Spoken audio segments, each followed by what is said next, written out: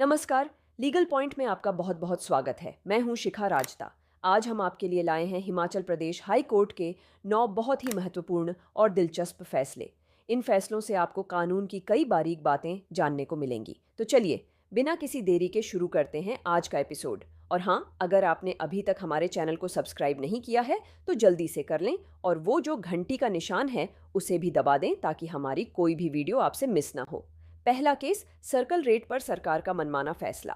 सबसे पहले बात करते हैं उस केस की जहां हाई कोर्ट ने सरकार द्वारा अचानक बढ़ाए गए जमीन के सर्कल रेट को रद्द कर दिया। केस का नाम लोक राज सैनी बनाम हिमाचल प्रदेश राज्य व अन्य। केस संख्या CWP संख्या 11113 ओनेफ 2024। फैसले की तिथि 12 सितंबर 2025। जज साहिबान माननीय न्यायाधीश विवेक सिंह ठाकुर एवं माननीय न्यायाधीश सुशील कुकरेजा। इस केस में याचिकाकर्ता ने 9 जुलाई 2021 को जारी किए गए संशोधित सर्कल रेट को चुनौती दी थी। ये रेट उसी वित्तीय वर्ष के लिए 31 मार्च को जारी किए गए रेट्स के ऊपर लाए गए थे। याचिकाकर्ता का कहना था कि साल के बीच में रेट बदलना गलत है। सबसे अजीब बात यह थी कि नए रेट्स में नेशनल हाईवे के पास की जमीन से ज्यादा कीमती एक छोटी सी गली से लगी जमीन को बता दिया गया था, जो कि बिल्कुल भी तर्कसंगत नहीं था। इस केस में शामिल कानूनी बिंदु। इस मामले में कोर्ट ने 3 मुख्य कानूनी बिंदुओं पर ध्यान दिया। HP लैंड रिकॉर्ड मैनुअल के अनुसार सर्कल रेट साल में केवल एक बार अप्रैल से पहले आम जनता से आपत्तियां लेने के बाद ही तय किए जा सकते हैं। एडमिनिस्ट्रेटिव लॉ के अनुसार साल के बीच में बिना कोई ठोस कारण बताए और बिना नए नियमों के रेट्स को बदल देना एक मनमाना आर्बिट्ररी कदम है और कानून की नज़र में गलत है। प्राकृतिक न्याय नेचुरल जस्टिस के अनुसार मूल्यांकन तर्क संगत होना चाहिए। एक छोटे मार्ग से लगी जमीन नेशनल हाईवे से कीमती नहीं हो सकती। केस का नतीजा।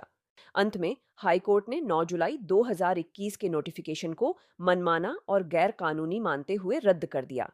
कोर्ट ने अधिकारियों को नए सिरे से मूल्यांकन करने का आदेश दिया। दोस्तों, अगर आपको यह जानकारी उपयोगी लगी तो कृपया इस वीडियो को लाइक और अपने दोस्तों के साथ शेयर करना न भूलें।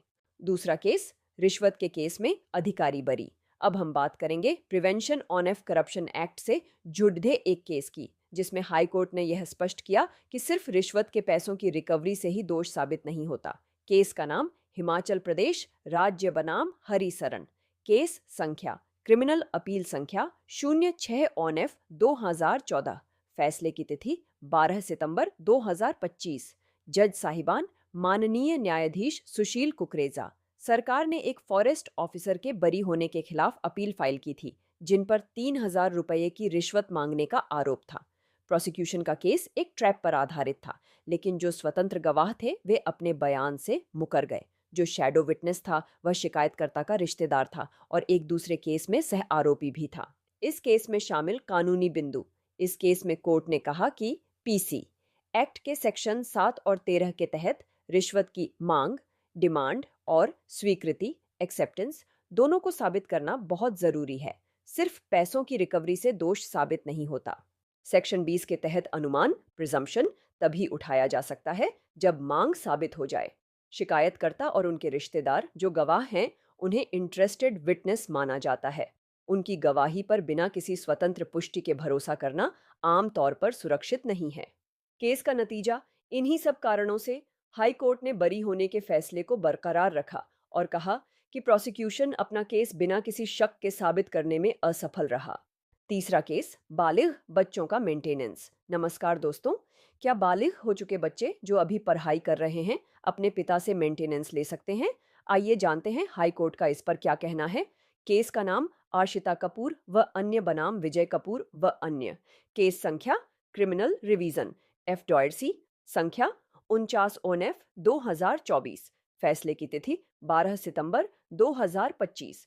जज साहिबान माननीय न्यायाधीश विवेक सिंह ठाकुर एवं माननीय न्यायाधीश सुशील कुकरेजा।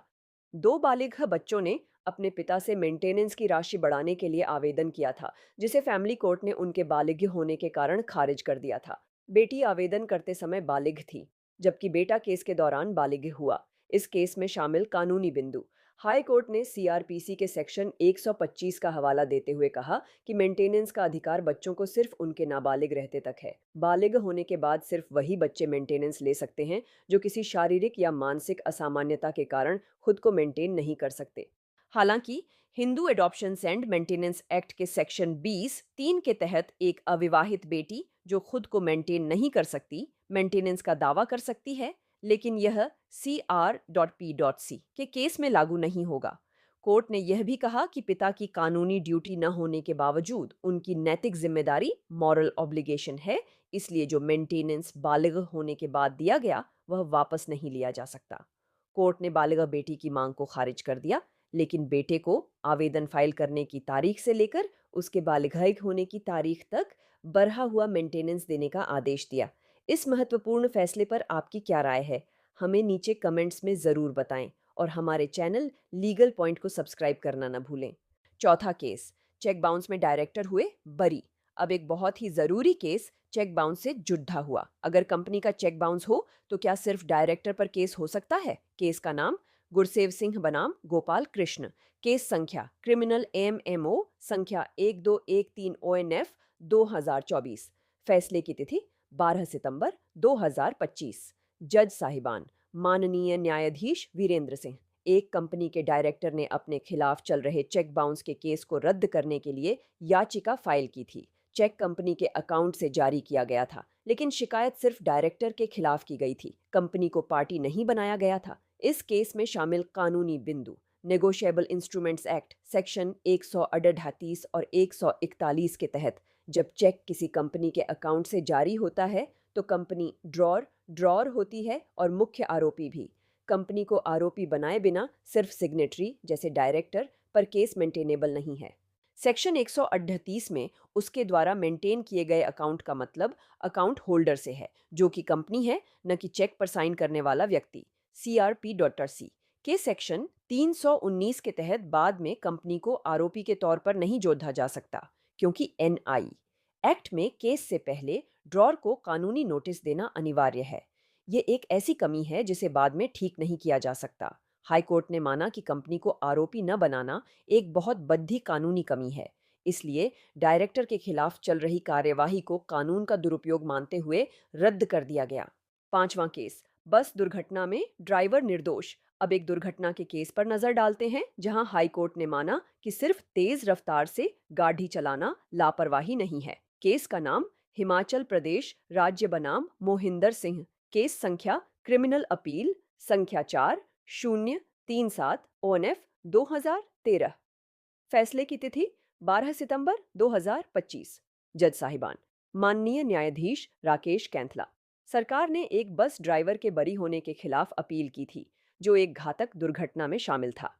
प्रोसिक्यूशन का आरोप था कि ड्राइवर तेज रफ्तार और लापरवाही से बस चला रहा था। ड्राइवर का बचाव यह था कि एक वैन ने अचानक ओवरटेक करके उसके सामने बस रोक दी, जिससे उसे बस को बचाने के लिए दूसरी तरफ मोड़ना पड़ा और बस पलट गई। इस केस में शामिल कानूनी बिंदु IPC की धारा 279 और 304A के तहत सिर्फ तेज रफ्तार से वाहन चलाना अपने आप में लापरवाही या जल्दबाजी का सबूत नहीं है। प्रोसिक्यूशन को यह साबित करना होता है कि उस परिस्थिति में रफ्तार खतरनाक थी।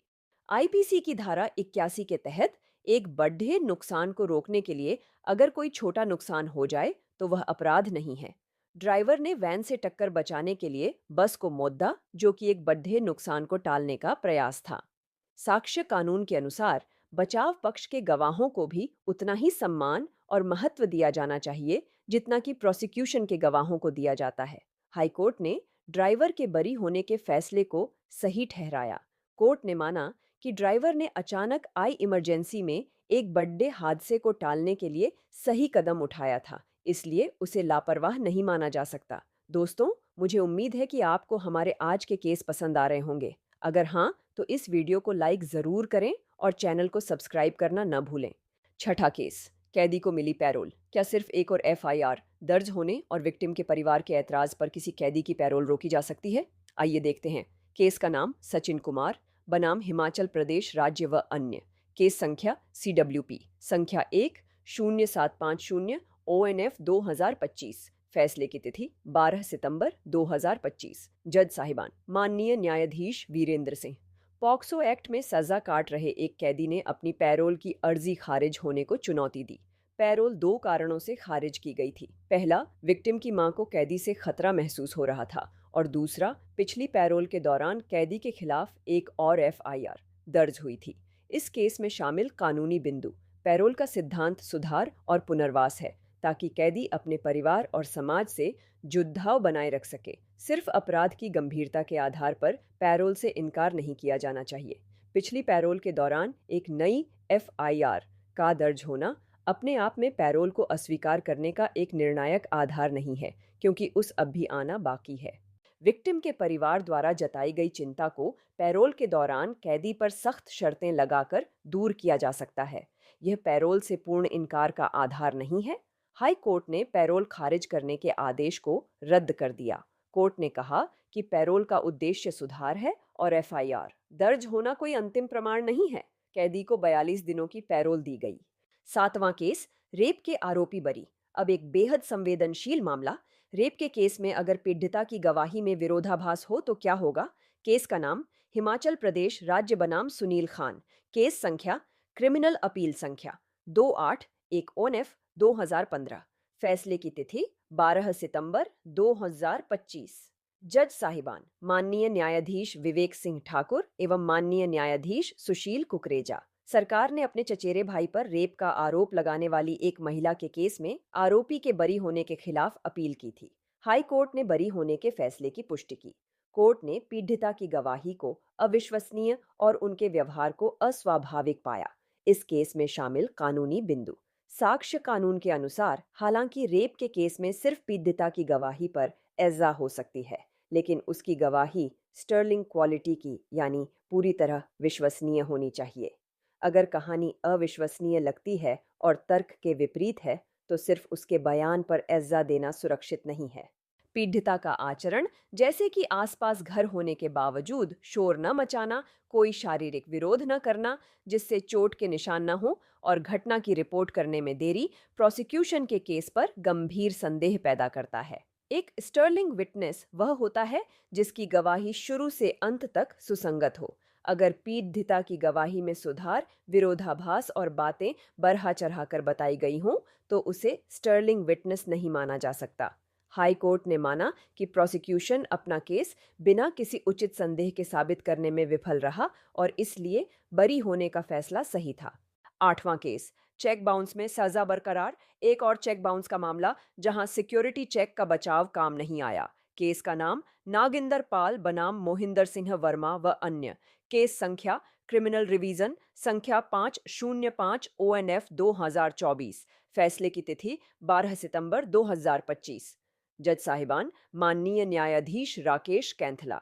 याचिकाकर्ता ने एनआई एक्ट के सेक्शन 138 के तहत अपनी एसजा को चुनौती दी। उसका बचाव यह था कि उसने किराए पर लिए गए सामान के लिए सिक्योरिटी के तौर पर चेक दिए थे, जिसे उसने बाद में लौटा दिया था। इस केस में शामिल कानूनी बिंदु: एनआई एक्ट सेक्शन 138 और 139 के तहत जब आरोपी चेक जारी करना और उस पर अपने हस्ताक्षर होना स्वीकार कर लेता है, तो कानून यह मानता है कि चेक किसी कानूनी देनदारी को चुकाने के लिए दिया गया था। इस अनुमान को गलत साबित करने का भार आरोपी पर होता है।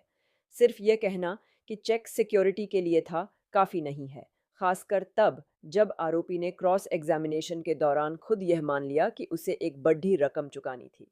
साक्ष्य कानून का नियम है कि आपको अपना बचाव विरोधी पक्ष के गवाह के सामने क्रॉस एग्जामिनेशन में रखना चाहिए। ऐसा न करना यह दिखाता है कि बचाव बाद में सोचा गया है। कानूनी नोटिस की डीम्ड सर्विस तब मानी जाती है जब नोटिस सही पते पर रजिस्टर्ड पोस्ट से भेजा गया हो और वह घर पर नहीं मिला जैसी रिपोर्ट के साथ वापस आ जाए। हाई कोर्ट ने जाको बरकरार रखा। कोर्ट ने कहा कि आरोपी कानूनी अनुमान को झूठा साबित करने में विफल रहा, और उसका अपनी देनदारी को स्वीकार करना उसके बचाव के खिलाफ गया। 9वां केस, छेड़खानी के आरोपी बरी। और अब आज का आखिरी केस, जहां एफआईआर, मेन देरी और गवाही में विरोधाभास ने प्रोसिक्यूशन का केस कमजोर कर दिया। केस का नाम हिमाचल प्रदेश राज्य बनाम राजेश कुमार। केस संख्या क्रिमिनल अपील संख्या 197 ONF 2013। फैसले की तिथि 12 सितंबर 2025। जज साहिबान माननीय न्यायाधीश राकेश कैंथला। सरकार ने छेदखानी और गलत तरीके से रास्ता रोकने के आरोपी के बरी होने के खिलाफ अपील की थी। हाई कोर्ट ने बरी होने के फैसले को सही ठहराया। कोर्ट ने प्रोसिक्यूशन के केस में कई गंभीर खामियां पाईं। इस केस में शामिल कानूनी बिंदु: एफआईआर दर्ज कराने में अनुचित देरी प्रोसिक्यूशन के केस पर गंभीर संदेह पैदा करती है, क्योंकि इससे मनगढ़ंत कहानी बनाने की संभावना बीआरएच जाती है। पीड़िता और अन्य प्रमुख गवाहों की गवाही में महत्वपूर्ण विरोधाभास, जैसे घटना का समय, मौके पर मौजूद वाहन का प्रकार आदि, प्रोसिक्यूशन की कहानी को अविश्वसनीय बनाते हैं। इंडियन एविडेंस एक्ट सेक्शन 14 के तहत आरोपी द्वारा अतीत में किए गए किसी समान लेकिन असंबंधित गलत काम का सबूत वर्तमान अपराध को साबित करने के लिए आमतौर पर स्वीकार्य नहीं है। बरी होने के फैसले के खिलाफ अपील में अपीलीय कोर्ट को तब तक हस्तक्षेप नहीं करना चाहिए जब तक कि निचली अदालत का फैसला पूरी तरह से अनुचित या सबूतों की गलत रीडिंग पर आधारित न हो। हाई कोर्ट ने राज्य की अपील खारिज कर दी और आरोपी के बरी होने के फैसले को बरकरार रखा। कोर्ट ने माना कि एफआईआर में देरी, गवाही में विरोधाभास और पार्टियों के बीच पुरानी दुश्मनी को देखते हुए बरी करने का फैसला एक उचित दृष्टिकोण था। तो दोस्तों, यह थे आज के कुछ महत्वपूर्ण केसेस। उम्मीद है आपको यह एपिसोड जानकारी से भरपूर लगा होगा। कानून की ऐसी ही और रोचक जानकारी के लिए देखते रहिए लीगल पॉइंट। अगर आपके कोई सवाल या सुझाव हैं तो हमें कमेंट सेक्शन में ज़रूर बताएं। अगले एपिसोड में फिर मिलेंगे कुछ नए केसेस के साथ। तब तक के लिए नमस्कार।